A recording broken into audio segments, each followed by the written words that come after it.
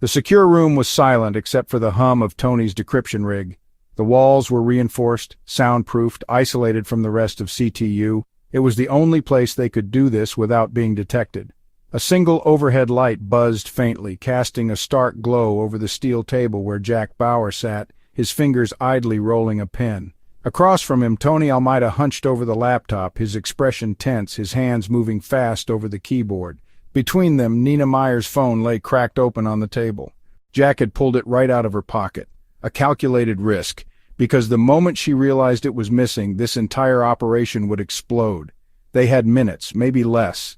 He kept his eyes on the door, listening for any sign of movement. They weren't supposed to be here. A soft chime from the laptop broke the silence. Tony exhaled sharply. "We're in." Jack leaned forward as decrypted text flooded the screen. Messages, contacts, secure call logs.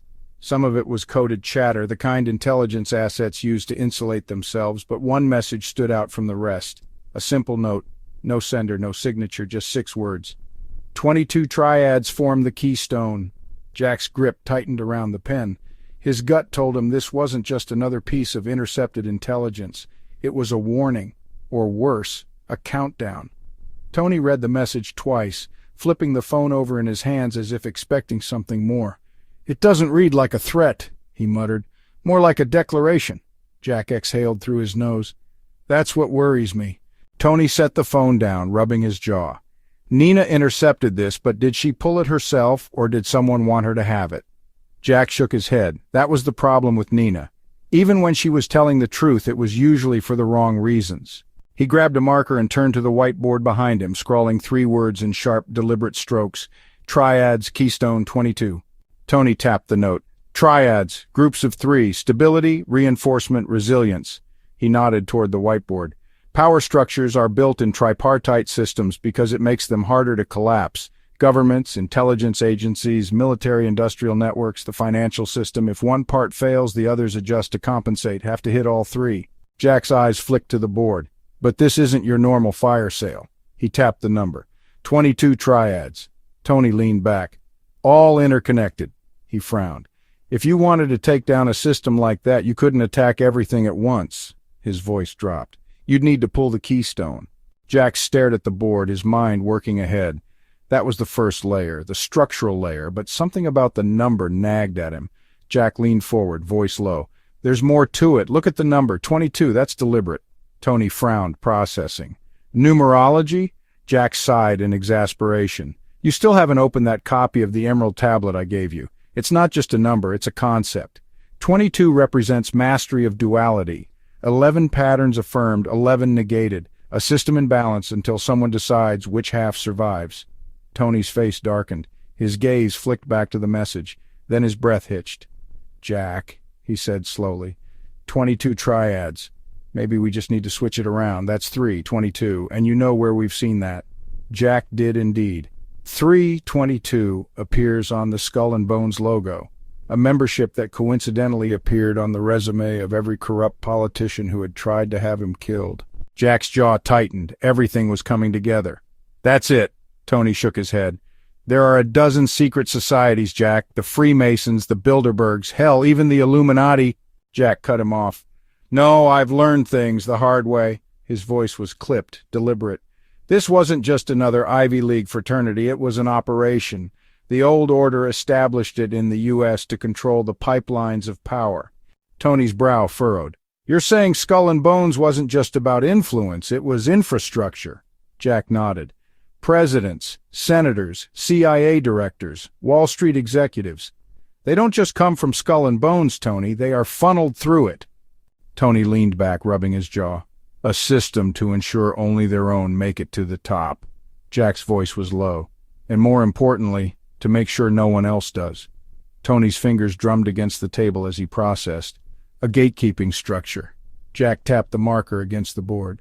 And what happens when you bring someone into a gatekeeping structure like that? Tony frowned. Jack waited. Then, understanding dawned in Tony's eyes. He muttered a curse. Compromat. Jack nodded grimly. Part of the initiation is confession. Every bonesman, every member hands over their darkest sins, every mistake, every weakness, every potential liability. Tony exhaled sharply. And that confession doesn't just go into some dusty archive in New Haven. Jack shook his head. No, it goes straight to the KGB. Well, the FSB now. Tony sat forward. Wait, you're telling me this was a Soviet operation? Jack's fingers curled into a fist.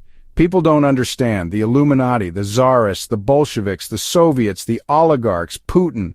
It's an unbroken chain, just battles between factions. They oppress their people and seek to extend their reach. But Skull and Bones is their most dangerous operation. Tony's breath came slow and measured, but Jack could see it in his eyes. The weight of the realization was sinking in. Skull and Bones wasn't just controlling access to power. They were feeding it directly into the hands of an external force. Jack turned back to the board and underlined 2 words, Jolly Roger. Tony read it, then looked at Jack. You're saying they don't just control the system, they have a built-in mechanism to terminate it. Jack's voice was razor-sharp. That's exactly what I'm saying. Tony ran a hand through his hair. So the Jolly Roger, it's not just a pirate flag, it's not just about Skull and Bones insignia. His voice dropped. It's a failsafe. Jack nodded. That's why the symbol appears during a fatal system crash. It's a kill signal. He turned back to Tony. The date isn't random either. Tony thought. March 22nd. Jack's eyes were locked on the board, his thoughts running ahead of his words. It's independent of the year. It's a preset date, a contingency that sits in the background, waiting. Tony swallowed. Like October 7th. Jack nodded. Putin's birthday, the day of the Bali bombings, the day the U.S. invaded Afghanistan, and Hamas, like a demonstration of allegiance.